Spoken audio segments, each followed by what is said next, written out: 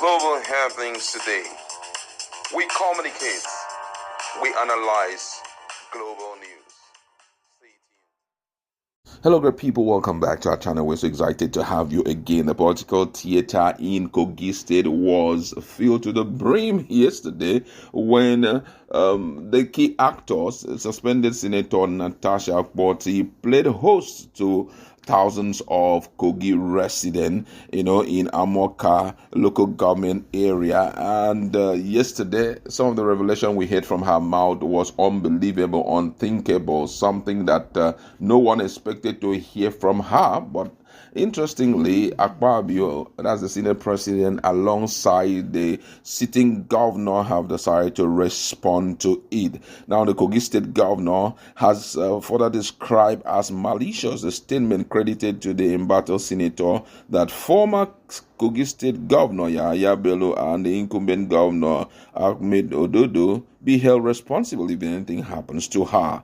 A statement issued on Tuesday by the State Commissioner for Information, Kingsley Fanwo, stated that he said the attention of the Kogi State government has been drawn to the reckless, malicious, and utterly false allegation made by the suspended Senator Natasha Akpabio in her verified Facebook page, in which they claim that Governor Ahmed Usman Ododo, former Governor Yahaya Bello, and the Senate President Senator Akpabio should be held responsible if anything happens to her. This is yet another desperate and calculated attempt by an incurable liar and serial manipulator to mislead the public, incite unrest, and present herself as a victim after deliberately violating the ban on political gathering imposed by the state government to maintain law and order. Her statement exposed her plan to use her visit to state trouble and violence in Kogi Central Senatorial District.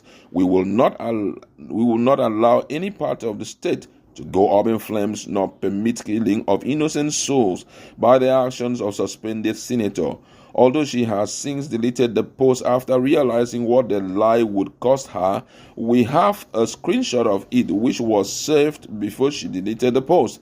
Her actions since the early hours of Tuesday have confirmed the authenticity of the security report that certain elements were planning to foment trouble in Kogi Central. Let it be categorically stated that the governor Ododo absolutely has no interest in the political theatres of the suspended Senator Natasha Akpabio. Her baseless allegations are nothing but a feeble attempt to stir unnecessary controversy and cover up her blatant disregard for the law.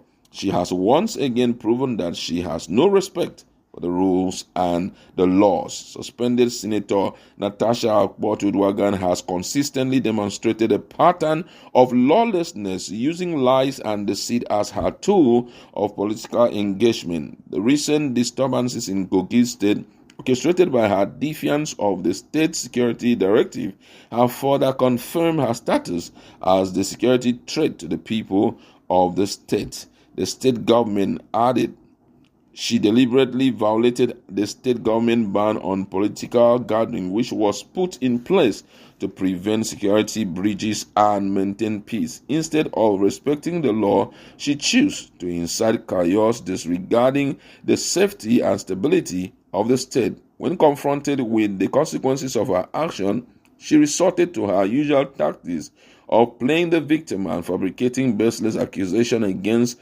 respected leaders of the state and the nation. The people of Kogi State and Nigerians at large should see through her deceptive ploys and reject her attempt to manipulate public perception with outright lies. Senator Natasha Akpabio is not a victim. She is an instigator of disorder who strive on spreading falsehood to gain public sympathy. The Kogi State government will not be blackmailed or intimidated by the antics of a desperate politician who has built her political career on falsehood. We remain committed to upholding law and order and will take all necessary steps to ensure that no individual, no matter how highly placed is allowed to breach public peace with impunity. The building's tension and cloud of violence hanging on Kogi Central wouldn't have been necessary if Natasha Akpabio had complied with the position of the state government and cooperated with security agencies. She would be held responsible if her actions result in any violence in Kogi Central or any part of the state. And also, Akpabio responded to it, and the clarification was made by Akpabio's media aide, Eseme Eyebo, in an interview. He said that anything concerning Natasha within the purview of the law is sub judice, because there is no way you will comment on it without linking it to the president of the Senate, who is also a party to the suit. When reminded that despite being in court, Natasha has been airing her frustration and has not stopped blaming his principal for her predicament, Eyebo hesitated before reacting. He says that shows the level of respect she has for the rule of law herself. We cannot say anything more than that.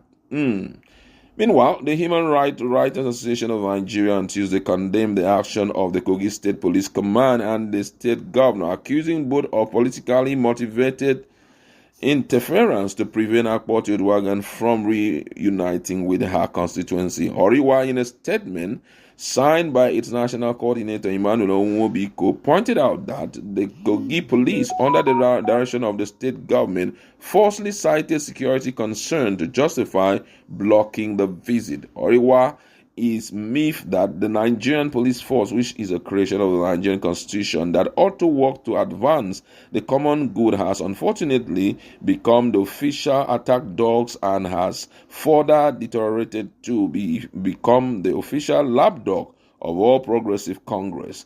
The hierarchy of the Nigerian police force must, as a matter of fact and as a matter of national importance and urgency, take steps to show or to shake off their parasitic attachment to the party that produced the current president of Nigeria and operate in compliance with the constitutional provision and the Police Act of 2020, which necessarily mandates the Nigerian police force to become a professional, politically unaffiliated and patriotic organization that serves the interests of all Nigerians and not that of all progressive Congress, in such a way that they are deployed to embark on a political witch hunt gambit and practically made to behave like the official vigilante of the All Progressive Congress. Wow, this is getting interesting, I must say.